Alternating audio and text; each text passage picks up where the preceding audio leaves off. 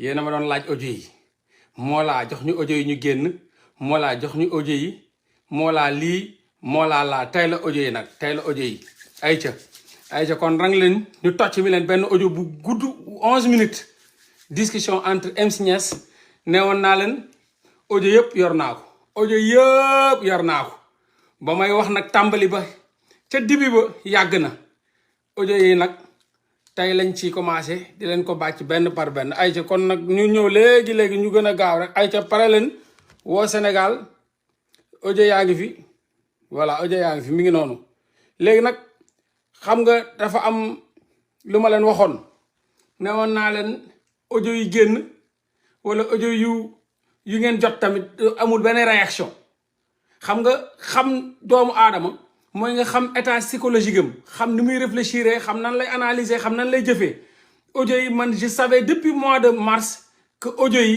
affaire de cas la cas dañ koy déglu xam ni lii la après dara du am dara te man loolu wax naa ko tamit défier naa les sénégalais nee naa leen dara du am di ngeen déglu toog ñu woo leen kaa leen añ ngeen dem añi kaa leen reer ngeen dem reer dara du am loolu moom waxoon naa leen ko te firnde bi day ne te waxoon naa leen tamit audio yi boo leen indi woon audio yu yàlla di wax ak yonent bi sax sallallahu alayhi wa sallam buñ ko yóbboon tey ji Maham Diallo du tax Maham Diallo bàyyi li mu jàpp déggu leen ma de damay wax seen côté di wax ñoom seen côté man rappeur laa ci digg bi laa nekk no man's land faruma ci benn parti politique ci dëgg rek laay dox damay wax ci ñii wax ci ñaar wax ci ñii wax ci ñii tey mu arrangé ñii suba mu arrangé ñii dama ne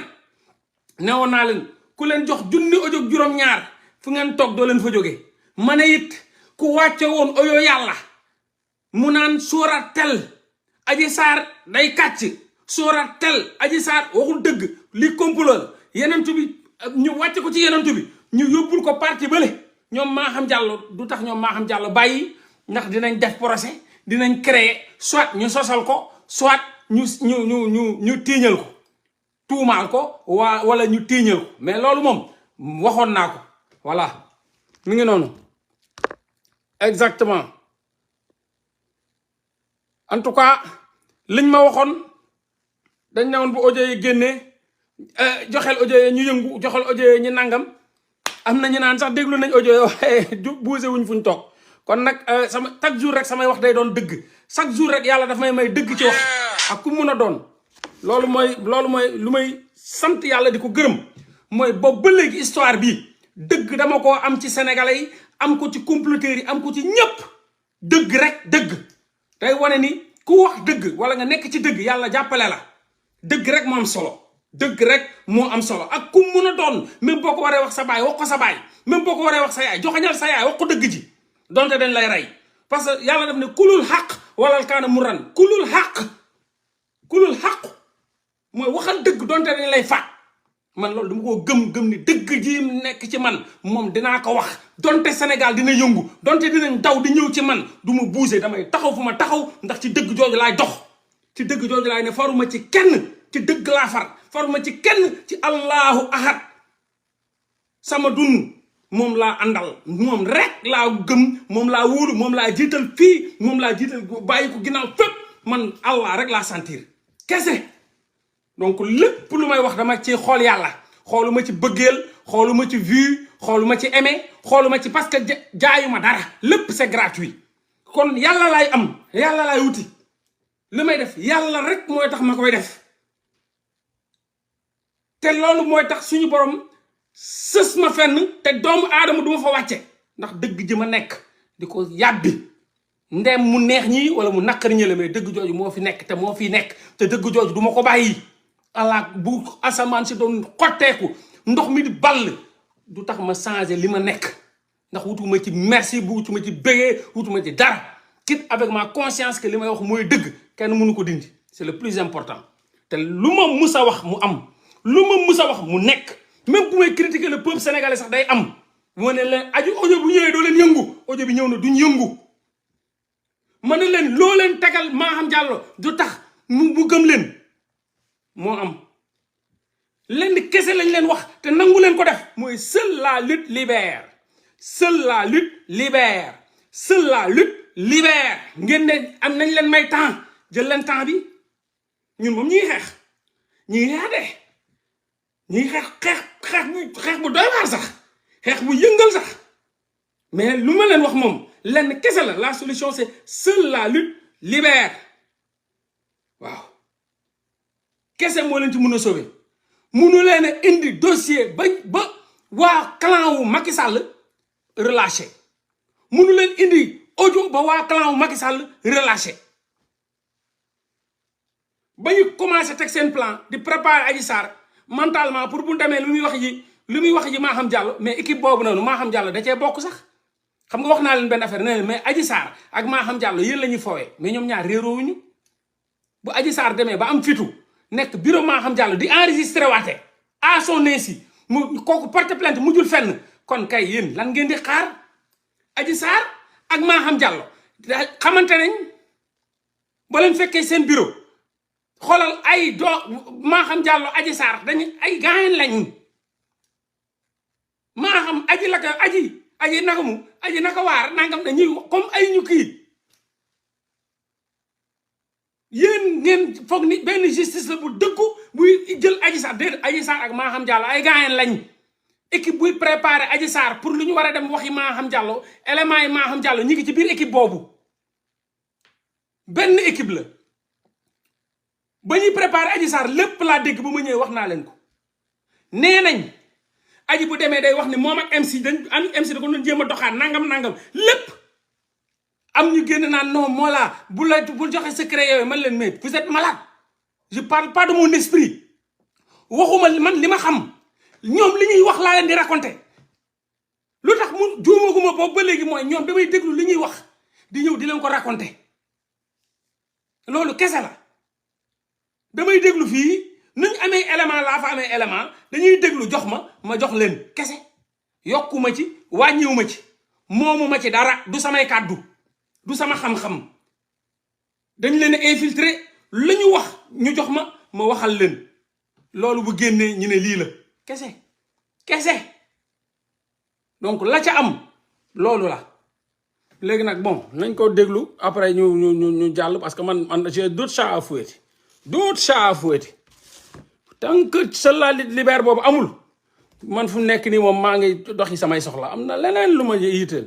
ñu déglu kii. ah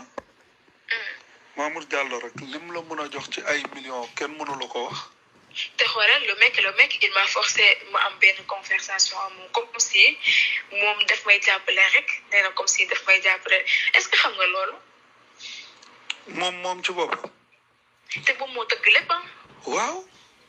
moom moo tëgg lépp moom moo ma wër si ba gis ma man xaw ma woon kan la mais dafa tidd ma ko waxoon ne am naa benn cible boo xamante ne le gars dafay dem di koy seek ak moom rek Mamour Diallo ñu dugg dem maître Sow yor naa benn lii nii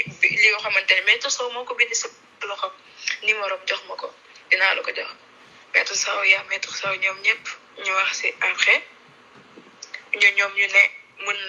mun nañ am sperme ma ne leen sperme comme ça veut dire quoi yéen est-ce que ay nit kenn et tout ça ñoom ma wax ne dama retourné waat li nga xamante ne duñ ko def say ni doom déjà loolu noonu c'est benn affaire bu grave ñoom ma dama retourné waat pour ñu am sperme. gis nga nag loolu nag gis nga loolu noonu rek. ce qui est grave. luñ ci mën a ji liggéey et pourtant am naa ci. oui. loolu luñ ci mën a liggéey. après ma demaat ce même jour j'ai appelé maître mais une semaine après maître m'a appelé pour me dire que le gars il est là mën na xoog waa ji ñëw na fi de parce que damaa duggoon cabine ak kenn mën na ko ñëw na mais def dara dafa ñibbiwaat ma sew. voilà dama après mu dem mais jour boobu si Mamour Diallo même moo ñu jox oto ñu dem ànd ak benn médecin dem seetawoo ci benn médecin bi def lii tout ça je l'ai dit médecin bi dem def prélèvement yi et tout ça. léegi nag gis nga loolu noonu ci pet ci man sama diggante ak yow ay millions la yoo xam ne yow sa compte lay nekk fii loo xam ne dañ koy téye. parce que déjà ñoom tamit nañ ma demande par force. par force parce que ñoom ñoo tax liggéeyatuñu moo tax ma ne la maa ngi sa ginnaaw au fait li ma lay wax ni sama papa sax xamu ko nii sama yaay kenn xamu ko si ma. déedéet xam naa. kenn xamu ko parce que. xam na confiance bi nga am sama papa mosuñu wax lu jëm ci dossier bi déjà def ma rus. confiance bi nga am ci man c'est-à-dire li nga mën a wax ak man mënoo koo wax ak kenn te dama lay wax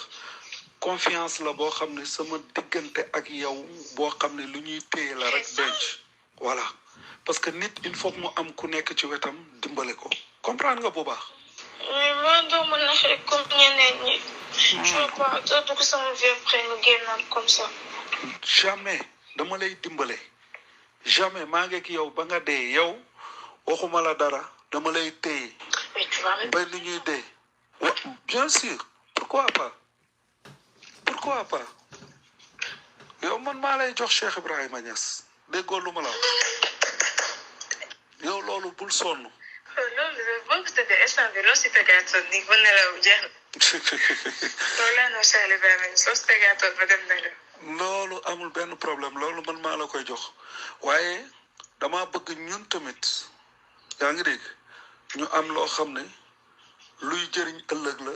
ñun ñëpp. aw ma problème man bu fekkee ne man d'accord naa bu fekkee ne dañoo wax ne benn dinaa leen fakket bu ñu waxee ne mënuñu defal compte je sais mën nañ ko def sa compte. bien sûr problème. bien sûr dañ koy jël dama koy jël. mais nag day après day dëgër ni. dañ koy jël léegi daal li ma lay wax daal mooy. loolu yëpp la pure poste. fii day sedd guy ba pare dama taal benn kilo xalaatuma ko sax lu leer laa loo wax nag séeréer nga xamoo ki ne. am na loo xam ne su fekkee ne doo dof da ngay xam lu xew lépp dégg nga. waaw mu ngi noonu te li xew lépp xam nañ ko. waaw léegi nag mooy li ma waxoon sa papa rek yow nit ñi munuñ laa téye ñoom munuñ laa téye di leen utiliser ci loo xam ne ay waxu neen la rek comprendre ba pare nag ñëw bëgg nag yow duñ la jox sa àq dañ la ko war a jox parce que xam nañ ne yow sa xel mi xam nañ ne yow xale nga xel mi xóotagul noonu moo tax ñu jox la oto jox la gàddu koor jox la kër gu rafet pour ngay nekk ci kër gi di nekk ci jaam nga xam ne belle vie lañ lay dundaloo waaye belle vie am na lu ko gën. xam nga lu ma la nga am sa yëfu bopp sa këru bopp am sa xaalisu bopp ndax ëllëg lu mënta am yow nga demal sa bopp. te mën nañ ko du dëgg. loolay dëgg. léegi nu ñuy def ba dem ci paa boobu ça m'intéresse quand même de partir pour savoir plus. au cas où ma war a jël démission. waaw d'accord léegi man danaa xool oote su ma ootee. xool ko ban jour la ñu mën a recevoir. gannaaw saalum la dégg nga. ok. incha allah. waaye parce daal qu'il faut que ma dem quand même. waaw. nga xam ne xaw ma di tuuti ci décision yi ma war a jël parce que il faut que ma jàmbaarloog ñoom franchement. waaw parce que ils n'ont pas intérêt que ma wax ils n'ont pas intérêt ma wax. waaw ñoom su ma waxee enragé wu leen seen góor dafay daal. bu baax. ils n'ont pas intérêt ma wax. waaw loolu man. donc comme c'est ça on va jouer maintenant carte sur table. mais moo tax ma bëgg yow nga ñëw nga toog xam naa ne li ñuy wax nii yëpp ay fen la yaa ngi dégg mais ñoom bëgguñ nga wax moo tax ñu garder la te suñ xamee ne dangaa nar a wax yaa ngi dégg nuñ lay def dañ lay bëgg a liquider dañ lay bëgg a liquider parce que ñoom xam nañ ne fu nekk ni yow bis boo waxee tas àdduna amu ci sax demal ma ñëw. parce que sa papa dafa ne benn kilifa lañ am gis nga ba muy def conférence presse dafa ne benn kilifa lañ am ñu ngi koy déglu man nii lay wax. Cheikh sama papa woon na ma téléphone ne ma bul def loo xamante ne si mbir bu ko loolu na ma. waaw donc léegi nag ñoom Maître El Hadji Diouf ak ñooñu du leen arrangé parce que Maître El Hadji Diouf affaire am mu ngi ciy baax. bah oui ñoom ñëpp ku si takk képp ku si takk sa affaire bu baax 500 moom. xam na ne moom Maître El Hadji Diouf xam na ne lim nekk yëpp ay fen la mu ne xaaral léegi may jéem a encaissé di lekk léegi ñu ngi koy jox xaalis. moo tax mu ne léegi nag ndeyi mbili gi nga xam ne nag coow li yëpp moom la topp lu tax moom duñ ko jox. allo ma ne xam nga yàlla moom tey su doon wàccee mbugalam fekkee tey la ñuy dem àllaaxira man damay bokk rek. lu tax. ah ndax man nekk naa complice ak yow toog xam ta noppi xam nga boobaa moom ndax fu nekk nii moom mbugal yàlla moom kenn xamut du jeex. mais attends, y a rien de complice sur ça. non c'est-à-dire aji suñu waxee loolu complice mooy lu nit dajaloo te booloo fexe ko loolu complice la loolu mooy déggoo loolu la ñuy wax loolu araam na wala araamul man muy doomu sëriñ te jàng kay xam naa ci dara yow da ngaa yaakaar ne àddina fii la yem ñun ñii ñëpp yowmal qiyaam kenn xamut suñu yàlla jéggalu dëgg mbugal gudul jeex la xala imaginer rek bët bu set nga jël sa loxo teg ko ci gaz mu lay lakk te gaz boobu doo ci mus a teggi sa loxo da nga ko ci teg te safara si ngay gis ci àddina bi xam nga ñaata lañ ko sëppee ci safara su ci àllaaxira sëpp nañ ko ci juróom-ñaar téeméer yoon juróom-ñaar téeméer mooy set déedéet bul tiit arxo baax na nag léegi nga ñu jàngal la ci mbiru yàlla parce que xam nga nit doomu aadama day nekk ci àddina te du jàng yàlla su jàngee yàlla nag ñu koy wax ci yàlla dana am. gars yi baal leen ma de déglu leen audio yëpp amul lu ma leen ci waxul woon man leen MC waxtaan naag moom en mars ma ne la MC waxtaan naag moom di ko delloo ci yàlla waxoon naa leen ko de mars dem leen ci audio yi mars dem leen ca ba may waxu audio li muy wax nii lépp wax naa leen MC wax na ko ba kay delloo ci yàlla yéen a dégg de lépp wax na lii audio yii nii la fa newoon li ne ci biir audio yi lii yëpp waxoon naa leen ko lépp te audio nag bu leen fàtte Sénégal ba Sénégal daj wërngal këpp waa jii xeebu lool moo fi njëkk a wax ne affaire yi am na audio waa jii xeebu lool moo njëkk a wax Sénégal 17 millions ne leen affaire Adji Sarr mbaa yëg ngeen de audio am nay mbirum audio waa jii ko wax aka xeebu nag aka dofe aka fees dalaki baatin dofe nag xeebu rappeur fekk yàlla fa la sol mbootam nga yëpp ma ca waaja la ko sol muy tëñëxi ñu naan dof ja ma naan MC di ko delloo ci yàlla lépp waxoon naa ko ñu déglu rek ñu déglu parce que man moom déglu naa pare yéen lay déglu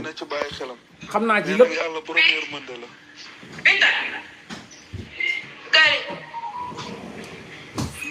Gari.